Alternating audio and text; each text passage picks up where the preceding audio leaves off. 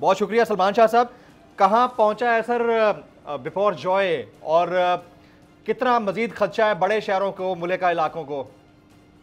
देखिए जी, before Joy तो इस वक्त जो है वो लैंडफॉल कर रहा है, प्रोसेस में है, और इंडियन कोस्ट जो गुजरात की है वहाँ पे इसका मेन जो है वो थ्रस्ट है, और जिसका आउटस्कर्ट्स है वो हमारे जो कोस्टल रीजन है छता, सिजाल, बदीन, यहाँ पे से असरात हैं। मैं भी इस वक्त बदीन में मौजूद हूँ और काफी तेज हवाएं और झक्कड़ चल रहे हैं, और बारिश दिन में थी, अभी नहीं है। आगे भी ये सिलसिला इस तरीके से एक दिन और मजीद 1 से 2 दिन जारी रहेगा। उसके बाद ये थोड़ा सा मूव होके ऊपर थपाकर साइड पे काफी ज्यादा बारिश करेगा, थपाकर के गंगा पाकर एरिया में और उमरकोट के कुछ हिस्सों में, और इस तरीके से नेपो खास के कुछ हिस्सों में।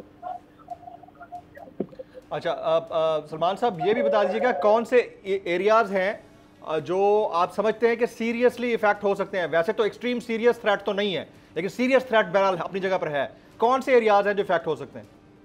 देखिए जी, साइक्लोन से तो जो हिट करने वाला डर था वो तो अल्हम्दुलिल्लाह काफी कम हुआ, लेकिन उसके साथ जो एसोसिएटेड जो इसके इफेक्ट्स होते हैं, जिसमें तेज बारिशें होती हैं, हवाएं होती हैं और स्टॉर्म सर्ज होता है, तो जो हवाएं और जो बारिश का सिलसिला है उससे जो हमारे एरिया इफेक्ट होंगे वो बदीन होगा, ठट्टा से जावल और उमरकोट और नेपो खास। यहाँ पे काफी ज्यादा तेज थपाकर भी इसमें काफी ज्यादा तेज हवाएं चलेंगी और जो है वो बारिश होगी तेज। और रेस्क्यू एंड रिलीफ के लिए क्या, कहां तक काम पहुंचा है आपका?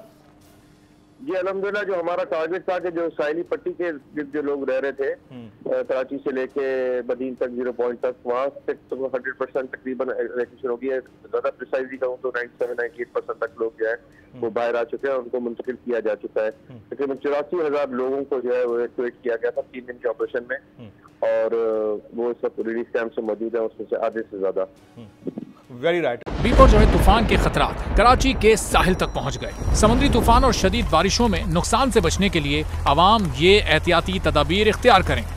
दफा 144 पर अमल करें और हरगिज साहिल का रुख न करें। साहिल समंदर के नशेबी इलाकों में रिहाइश पजीर अफराद फौरी तौर पर महफूज जगह पर मुंतकिल हो जाएं। दौरान बारिश और आंधी में गैर जरूरी बाहर निकलने से परहेज करें। तमाम जरूरी अद्वियात प्लास्टिक के बैग में अपने साथ रखें। बिजली के तार और खंभों से दूर रहें और उन्हें हरगिज ना छुएं, ये जानलेवा हो सकती हैं। गाड़ी चलाते हुए एहतियात करें और स्लो ड्राइविंग करें। गाड़ियों और मोटरसाइकिल को बिजली के खंभों के नीचे पार्क मत करें। दरख्तों, साइन बोर्ड और पीएमटी के नीचे खड़े ना हों। जनरेटर या पानी की मोटर को गीला होने से हत्तुल इम्कान बचाएं। सिंध हुकूमत और एनडीएमए की जानिब से अवामी इमदाद के लिए हेल्पलाइन नंबर जारी किए गए हैं। आवाम से गुजारिश है किसी भी इमरजेंसी की सूरत हाल से निपटने के लिए स्क्रीन पर मौजूद इन नंबर्स पर फौरी राब्ता करें। आंधी और तूफान से बचने की दुआ। ए अल्लाह, इसे रहमत बना और इसे अजाब ना बना। ए अल्लाह, इसे नफे वाली हवा बना और नुकसान वाली हवा ना बना।